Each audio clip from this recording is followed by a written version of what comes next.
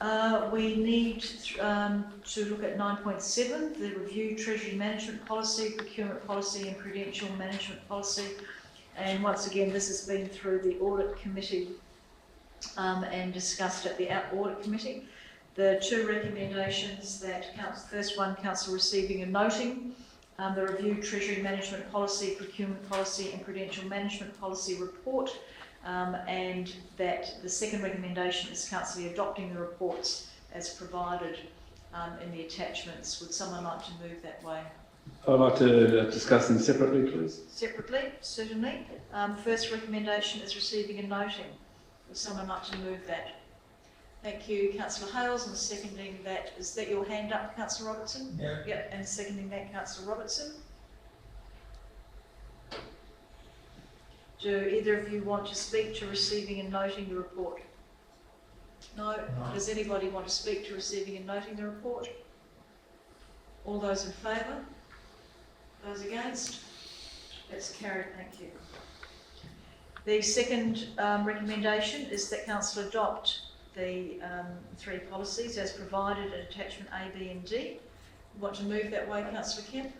I'd like to move an alternative motion, Mayor Jenkins. And that is? The Council adopt the Treasury Management Policy, the Prudential Management Policy as provided in attachment A and B, and the Procurement Policy as provided in attachment D with the following changes in the Authorisation consultation column, that the following statement to be deleted. Within approved budget of CEO, all other, in attachment A of the policy. While that's being written up, I'll just give members time to go to that part of the policy, which is 7.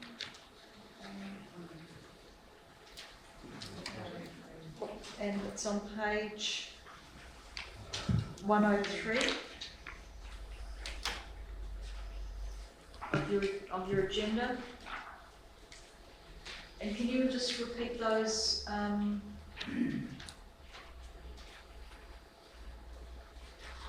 you repeat those changes, Councillor? Okay, I'll read it out again. The Council adopt the Treasury Management Policy, the Prudential Management Policy as provided in attachment A and B, and the Procurement Policy as provided in attachment D with the following changes in the Authorisation consultation column, that the following statement to be deleted within approved budget, CEO, all other, in attachment A of the policy.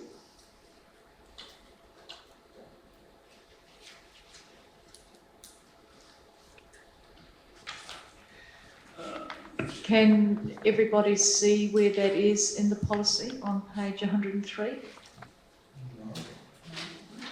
It's the right-hand column. It's the right-hand column that says authorisation consultation, Okay. and it's the last box. It's a reference to the value of 150,000 above expenditure.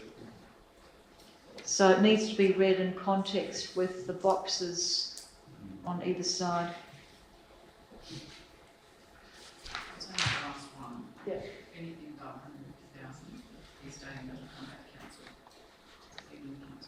No, I'll just ask the CEO to explain that. Yeah. As my understanding is that Councillor Kemp is wanting anything above $150,000 that is approved by council within the budget, that any of those procurements come back to council for approval, and I don't have a delegation anymore. Yes, that's correct. I could have, I guess, articulated a little bit better in my motion, but basically that's the outcome by removing those statements. So are you saying that by removing that statement you want the CO to have delegation? No. No, Don't no. want the CO to have delegation. Okay.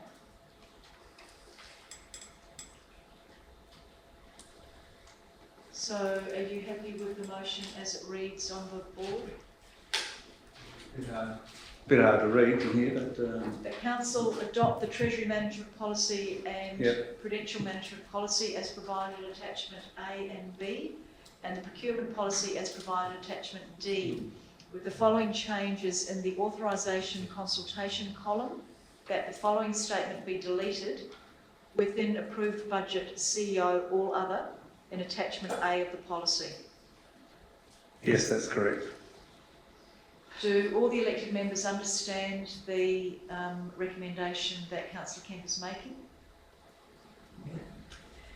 Do I have a second of Councillor Kemp's recommendation? Councillor Robertson.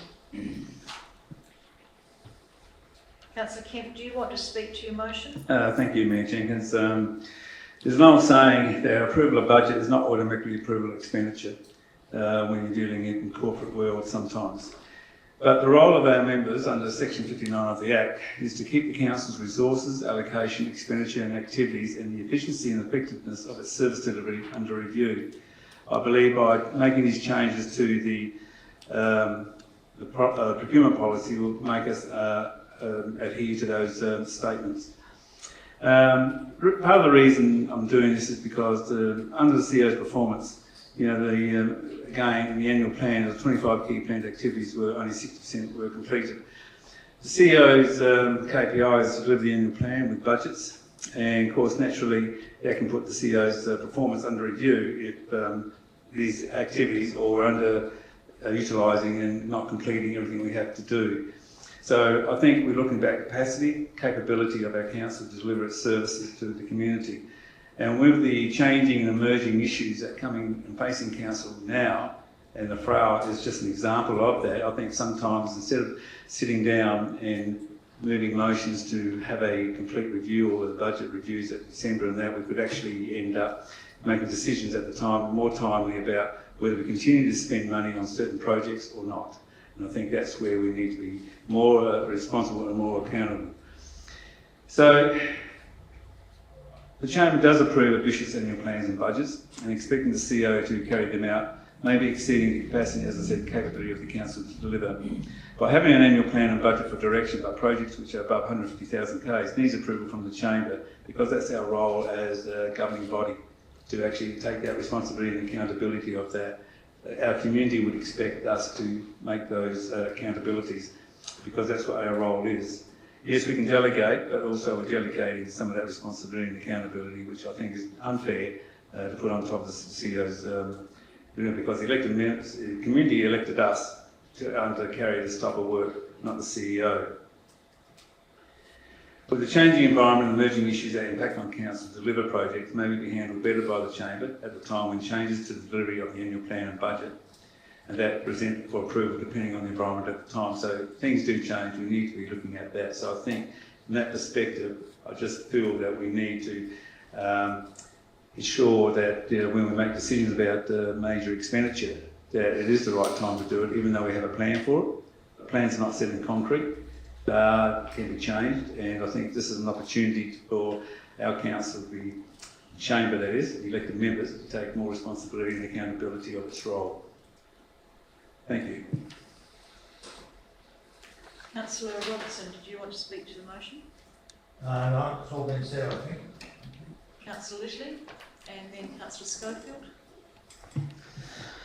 Might not come as a surprise, but I won't be supporting this, and I understood from the outset what it was intending to do, however clumsily and sneaky as it might seem it was being put. We have a CEO performance review. I have absolute confidence in the CEO's capacity to manage these situations and this work, and I won't be supporting it, and I really hope that my fellow councillors won't support it either. And that absolute confidence, I'll just reiterate that in the CEO. Councillor Schofield.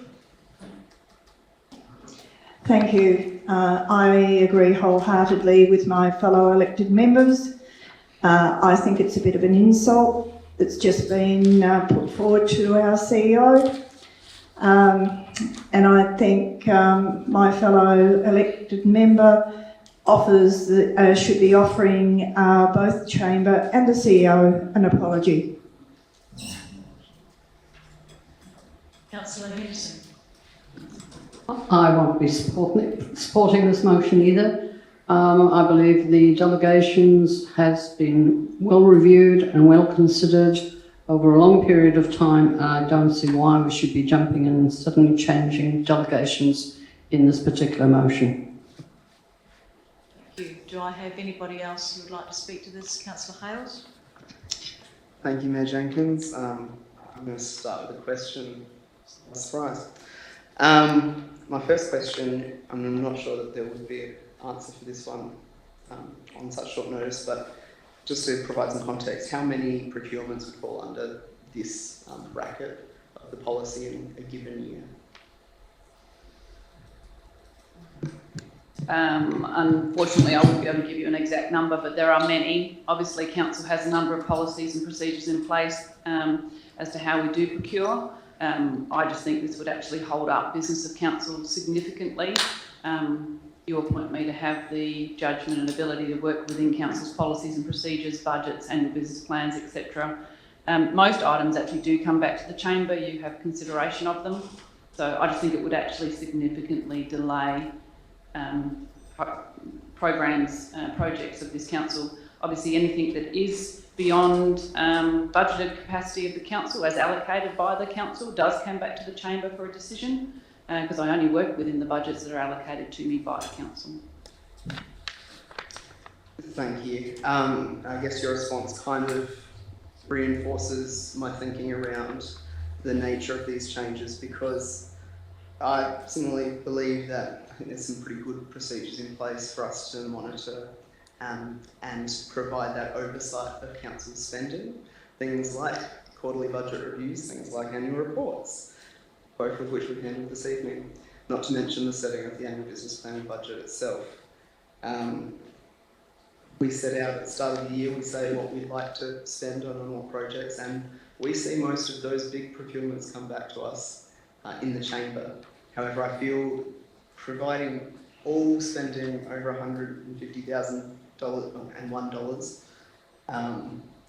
for it to come back to only 12 times a year seems very constrictive on our organisation. Seems to me would be a massive inefficiency of our resources. A council meeting isn't the most efficient use of everyone's time, and having more of them certainly wouldn't be a good result for our organisation, because it means that the staff are spending more time listening to us talk and less time actually delivering on our plans for our community. I think that this move to change this particular piece within the attachment expresses a will for council to be able to micromanage the spending of our organisation, and it's my belief, and I'd say the majority of the community I engage with would also agree that council's here to provide oversight. We're not here to run each budget line of this organisation. Because yes, we are elected, but that's why we set the budgets. That's why we have our say over the annual report, the budget reviews. We do provide that oversight of the spending of the organisation. We also are the ones who initially set out and go, let's spend this on this, and it comes back to us if it sits outside of that. We're here to think strategically. We're here to set the vision for our community, while also undertaking those sound financial principles, but also acknowledging that we're 9 community representatives from very different backgrounds. We're not accountants, all 9 of us. In fact, I dare say 0 of us are accountants professionally, and therefore we hire very intelligent and well-qualified staff to be doing these activities on behalf of our community. And so I think that we should be backing them to deliver on our plans that we have put together based on what we hear from engaging with our community. Thank you, Councillor Hales. Is there any further debate or questions in relation to the recommendation? No. Councillor Kemp, would you like to close the debate? Thank you, Mayor Jenkins. I understand Carol Schofield's concerns by wanting me to apologise. I thought comments about the CEO was about trying to protect her.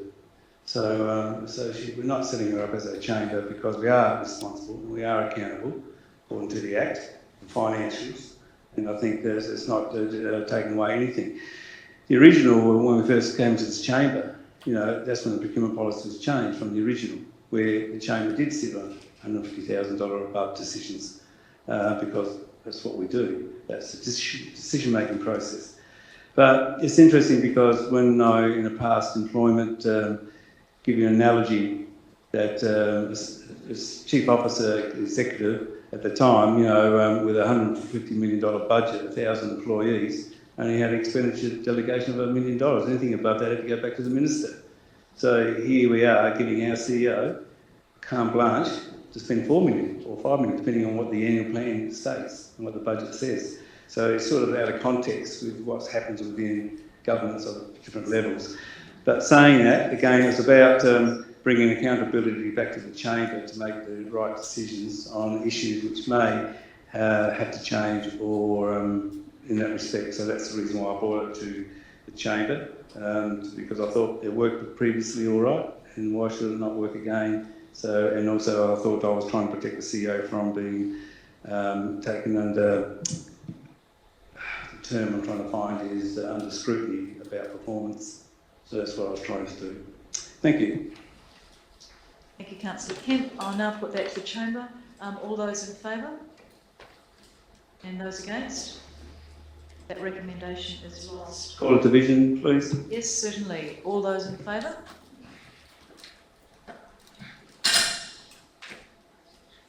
Councillor Glasbrook? Just wait for Carla to...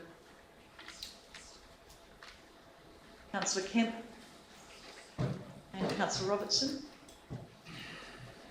And against is Councillor Mann.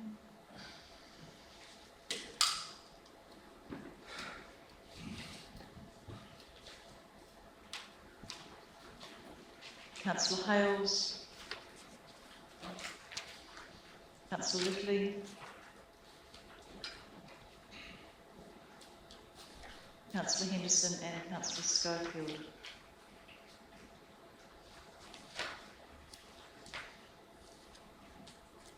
I think motion lost, and I think that the CEO does a fabulous job. We don't give her carte blanche to spend millions. We have a budget which the staff stick to, and if there needs to be anything over the budget or any variations that come back to council for us all to debate. We have a number of ways that we have oversight. Councillor Hales pointed out a number of them, and we also have the audit committee as well, which provides recommendations to us and to the council. As chair of the CEO Performance Review Board, I'm very happy with the way that her performance, that she has been performing, and staff have been performing. They've been very fiscally conservative and they're doing very well. So we need to go back to recommendation 2. Policy, procurement policy. South Coast Television, your community, your voice.